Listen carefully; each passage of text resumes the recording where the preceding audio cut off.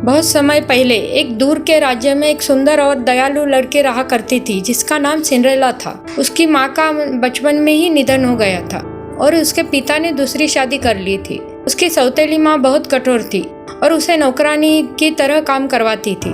उसकी दो सौतेली बहनें भी उससे बुरा व्यवहार करती थी और हमेशा उसे तंग करती थी। एक दिन राजा ने घोषणा की कि राजकुमार अपने लिए दुल्हन चुनने के लिए बड़ा नृत्य समारोह आयोजित करेगा।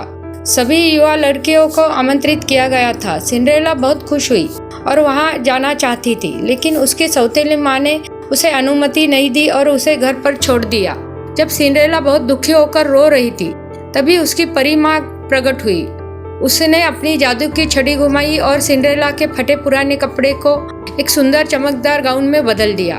उसे कांच की चप्पलें और एक सुनहरी घोड़ा गाड़ी भी मिली, लेकिन परी माँ ने उसे चेतावनी दी कि मध्यरात्रि से पहले घर लौट आना, नहीं तो जादू खत्म हो जाएगा। सिंड्रेला जब समारोह में पहुंची तो वह इतनी सुंदर लग रही थी कि सभी की नजरें उसी पर टिक गई।